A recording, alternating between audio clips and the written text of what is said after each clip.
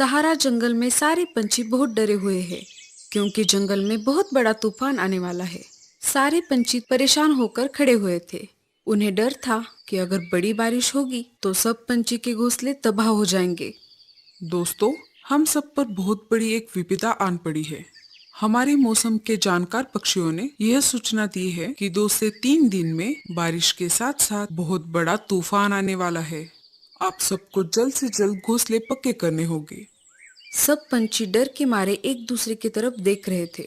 उसमें से एक पंछी ने कहा, राजा जी, हम 2 दिन में कैसे घोंसला बनाएंगे? लकड़ियां जमा करने में ही हमें 7 से 8 दिन लग जाएंगे। तुम चिंता मत करो, हमने इसकी व्यवस्था पहले से ही कर ली है।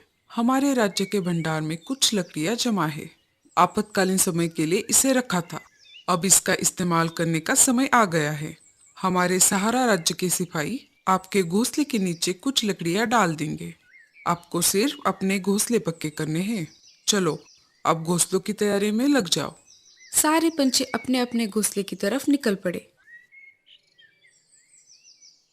अब मैं क्या करूं? मेरा तो इस दुनिया में कोई नहीं है और अब मुझसे ये सब काम भी नहीं होते।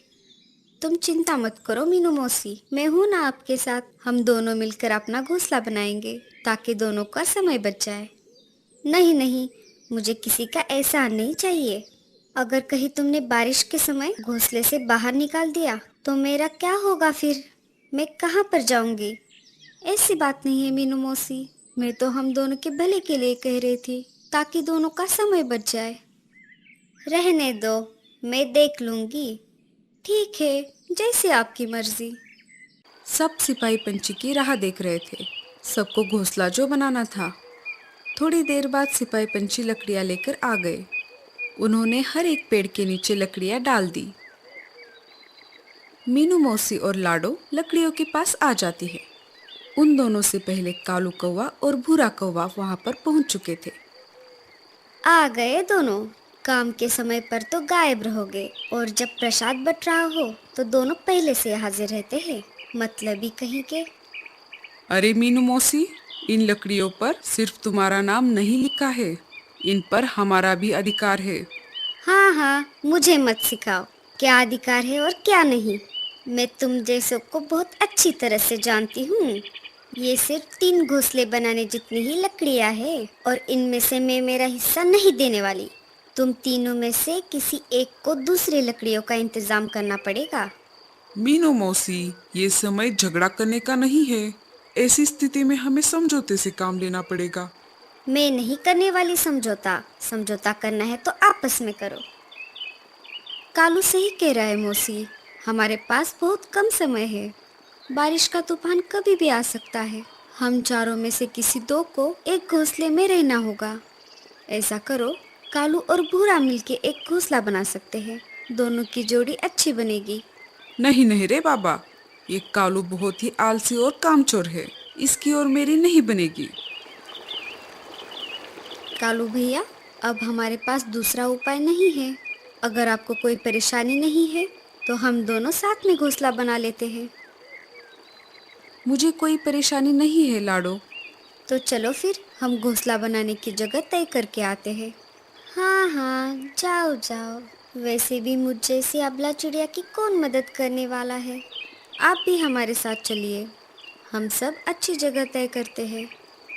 मुझे कम अकल मत समझो। मैं क्या बेवकूफ लगता हूँ? मैं तुम तीनों से अच्छा घोंसला बना सकता हूँ। भूरा कहते हैं मुझे। लाडो, चलो, हम हमारा काम करते हैं। सब घोंसले की जगह ढूंढने लगे। कालू भैया, आप बताइए, घोंसला कहाँ बनाना चाहिए? अरे उसे क्या पूछ रही हो, मैं बताती हूँ। वैसे भी तुम दोनों से ज़्यादा मुझे अनुभव है। घोंसला ऐसी जगह पर बनाना होगा जहाँ पर लकड़ियाँ लाने में परेशानी ना हो। नहीं लाडो, घोंसला ऐसी जगह पर बनाना होगा जहाँ पर बाढ़ का पानी ना पहुँच पाए। आपने ठीक कहा कालू भैया, हम ऊंची जगह पर ही घोंसला बनाएंगे। हाँ हाँ, तुम्हें तो उसकी बात ही ठीक लगेगी। तुम्हारे घोंसले का पार्टनर जो है, मैं तो चली मेरा मेरा घोंसला बनाने। ऐसा कहकर मीनू मौसी लकड़ियाँ लाने के लिए निकल पड़ती है। लाडो, तुम घोंसला बनाने में माहिर हो। तुम घोंसला बनाओ, मैं तुम्हें लकड़ियाँ ला कर दूंगा। हाँ कालू भैया, इससे हमारा काम भी आसान होगा। अब क्या था, सब तो तय हो चुका था। कालू लकड़ियां उठा कर लाता और लाडो घोंसला बनाने लगती। इधर भूरा कौवा वजन में हल्की लकड़ियां उठाकर अपनी डाली पर रख रहा था। मैं चुपके से जाकर कुछ लकड़ियां उठाकर लेकर आती हूँ। इधर भूरा जमीन से लकड़ियां उठाकर पेड़ की डाली पर रख देता और इधर मीनू मौसी उस रखे हुए लकड़ियों को उठाकर अपने डाली पर रखती। अरे, ये क्या हो रहा है? बहुत देर से मैं लकड़ियां इकट्ठा कर रहा हूँ, पर लकड़ियां तो जमा ही नहीं हो रही। चलो, मुझे लगता है इन लकड़ियों से मेरा घोंसला बन जाएगा। ऊपर कालू और लाडो की मेहनत की वजह से उन दोनों का घोंसला बनकर तैयार हो गया। उन दोनों का घोंसला तैयार हो चुका है, ये देखकर मीनू मौसी बहुत जलने लगी। ओई माँ, मर गई रे। लाडो और कालू दोनों मीनू मौसी के पास आ जाते हैं। क्या हुआ मौसी? लगता है ज्यादा वजन उठाने की वजह से मेरे पैर में मोच आ गई है। अब मैं घोंसला कैसे बना पाऊंगी? आप रहने दीजिए मीनू मौसी, हम हैं ना, हम आपको घोंसला बनाने में मदद करते हैं। मुझे लगता है आपको मेरे घोंसले के बाजू में घोंसला बनाना चाहिए। मुझे लगता है मैं ज्यादा ऊपर उड़ नहीं पाऊंगी, तुम यहीं पर घोंसला बना लो। ठीक है मौसी। ऐसा कहकर लाडो और कालू ने मीनू मौसी का घोंसला बनाना चालू कर दिया। मीनू मौसी मस्त आराम कर रही थी और दोनों घोंसला बनाने में लग गए। थोड़ी ही देर में घोंसला बनकर तैयार हो गया। लो मौसी, घोंसला बनकर तैयार है। अब हम सबको अंदर जाना होगा, वरना बारिश का तूफान कभी भी आ सकता है। इधर भूरे ने जैसे तैसे अपना घोंसला तैयार कर लिया और वैसे ही अंदर जाकर सो गया। कालू भैया, मुझे नहीं लगता कि बारिश 4-5 दिन रुकने वाली है। हमें अनाज का प्रबंध करना होगा। हाँ लाडो, मुझे एक जगह पता है, वहाँ पर बहुत सारा अनाज है। हम जाकर वो अनाज लेकर आते हैं। दोनों ने 4 से 5 दिन तक चले इतना अनाज इकट्ठा कर लिया। रात हो गई, सब अपने अपने घोंसले में बैठे हुए थे। तभी तेज बारिश के साथ साथ बहुत बड़ा तूफान भी आ गया। हम आशा करते हैं कि बारिश इतनी तेज ना हो। पूरी रात जैसे तैसे निकल गई। सुबह हो गई। भूरा कौवा मजे में सो रहा था। तभी उसके पैरों में कुछ महसूस होने लगा। अरे, ये क्या हो रहा है? मेरे पैर इतने ठंडे क्यों हो गए हैं? भूरा नीचे नजर घुमाता है तो बारिश का पानी पूरे घोंसले में फैल चुका था। भूरा उस डाली से उड़कर ऊपर वाली डाली पर जाकर बैठता है। मुझे लगता है पानी इससे ऊपर नहीं आएगा। थोड़ी देर बाद पानी उसके पैरों तक आ ही जाता है। जैसे ही पानी बढ़ने लगता है, उसकी नींद फिर से खुल जाती है। पानी बहुत ऊपर तक आ गया। मैं एक काम करता हूँ, घोंसले के ऊपर जाकर बैठता हूँ। भूरा घोंसले से निकलकर बाहर आ ही रहा था, तभी उसका घोंसला बाढ़ की पानी में बह जाता है। वो मीनू मौसी के घोंसले के पास आ जाता है। मीनू मौसी, दरवाजा खोलो, मेरा घर पानी में डूब गया है और मैं बाहर बारिश में भीग रहा हूँ। अरे ओ मीनू मौसी, खोलिए ना दरवाजा। मीनू मौसी को भूरे कौवे की आवाज सुनाई दे रही थी, पर वो सुनकर अनसुना कर देती है। ये तो मीनू मौसी की आदत ही है, किसी की मदद ना करना और खुद की भलाई का इंतजाम करना। भूरा कौवा लाडो के घोंसले के पास आ जाता है।